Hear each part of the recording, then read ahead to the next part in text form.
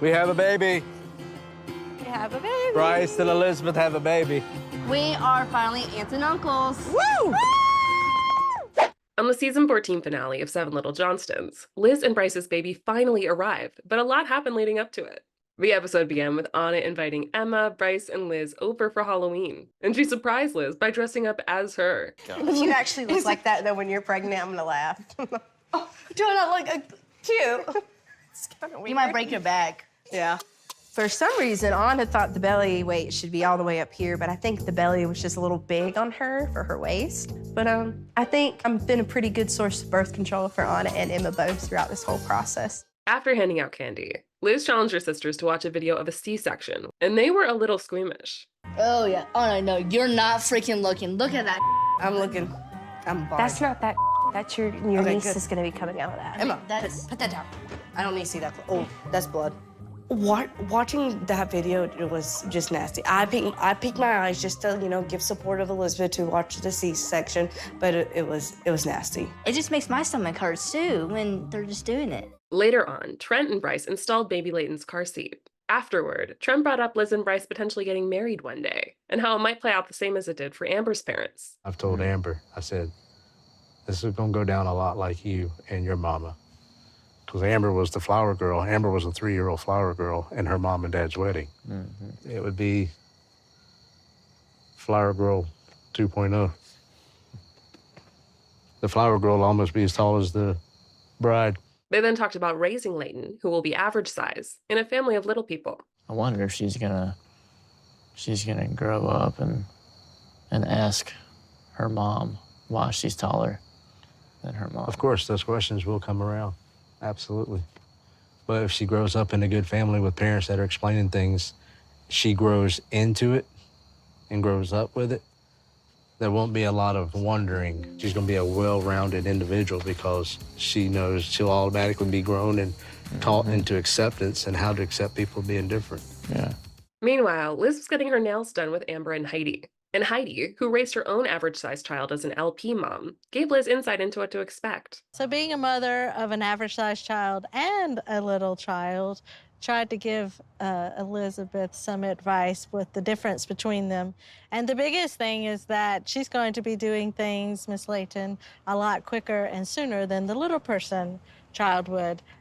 She's going to be walking, she's going to be sitting up, she's going to be rolling over, all of these things quicker, going to have to child-proof the house a lot sooner. On the night before the birth, Liz and Brice had a date night, and they talked about their nerves heading into the big day. My nervousness is more like when I get put to sleep, what am I going to wake up to? Like, yes, I know I'm going to wake up to my daughter, but hoping that I'm waking up to everything like, she's great, she's doing good, you're okay. Not like anything else different that I wake up to. Yeah, because I'm going to be worried about you to death. I'm also worried about Elizabeth.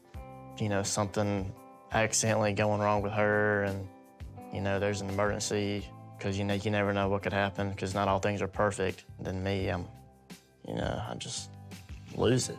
Meanwhile, all of the siblings got together to meal prep for the soon-to-be parents, each making a tray of lasagna. It definitely takes a village to raise a kid, and I think we've got a good-sized village amongst us in this house to be able to give Leighton her best start. Enjoy this meal. I know cooking is hard even with a kid. Good luck, Liz and Brice. I hope this meal will be amazing for your belly. Can't wait to meet Leighton. Can't wait to watch y'all become the best parents. Love the crazy aunt. The next morning, it was delivery day. The whole family packed up to get to the hospital in Atlanta, and Trent filmed once they got there. Elizabeth, how are you feeling? Happy because we're here. And there's a possibility. How far away are we from baby time, delivery time? We're pretty soon. Pretty soon. Hopefully sooner. What's the first thing you're gonna do when you see your baby? I really don't know. Are you gonna cry? You think you might get emotional? This is your creation. Soon, it was time for Liz's C-section, and Amber was hoping it would go well. When we delivered Jonah, he came out not breathing and spent 6 weeks in the NICU. And obviously, our biggest hope is that Elizabeth doesn't have to experience that. I'm very much a person that is a realist and, has had conversations with Elizabeth that, remember, you are having a C-section and you are being put under general anesthesia. Therefore, there is that possibility that, Leighton may have to go into the NICU. As they waited for Leighton to be born, the nerves continued to grow. They were on the operating table, and Mom and Dad said it'll only take like 30 minutes. C-sections are very quick and everything. And it got past 30 minutes. It was about 45 minutes. And so at the end, we were getting worried.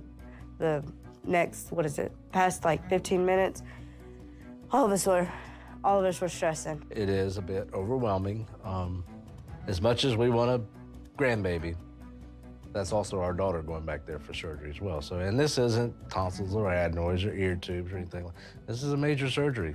But soon, all the tensions were eased when Leighton arrived. Brice told us about his first moments meeting his daughter. I was sitting out there for a little while, and then I hear her crying. They come and get me, and they brought me in there, and I could just hear really loud crying. I'm like, oh yeah. And then I go see her, and she's just the most beautiful little thing. Soon after, Liz got to introduce the whole family to Leighton through a window. When we got close to the window, I'm pretty sure I started crying because I was just overwhelmed because I had no idea that my Aunt Heidi and Carrington and that more people were gonna be there. And so I started crying when I saw them, and especially when I saw Mom and Dad, because they were like, it was like the look of relief. And then Papa and then Alex and him and Anna were looking, and it was really, really sweet, but they just got to see her through the window. And then before I know it, the nurse was like, you can bring them all back to your room. And we were like, all of them? It was like 8 people. Like, all of them? They're like, yeah. Amber and Trent were among the first Johnstons to hold Leighton. She opened her eyes for a minute. We got to see her eyes. Oh my gosh. Holding Leighton in our arms for the first time, that was, I think, the moment that we're like, we're really grandparents. This really just happened. Mama's first grandbaby. I read, and until you hear it, you don't realize it, but a grandchild is the best gift your child could give you. And it's true. It was clear right away how in awe of the baby Liz was. I just couldn't get over how small she was, and that she definitely did have a lot of hair, but she was just so sweet, and she was pretty. I couldn't get over the fact of like how pretty she was. Got the good looks from her mama. And I was like, yeah, we did a pretty good job. She had that baby smell. The season ended with Liz and Brice reflecting on the joy of becoming a family of 3, with lots more love and adventures in store. You gonna keep her? Even though Brice and I are absolutely exhausted, we are super, super excited having Leighton here with us, and we could not be more grateful that we have a very happy and healthy and beautiful baby girl in our arms, and I wouldn't trade it for anything in the world. Best feeling in the world. Mm-hmm.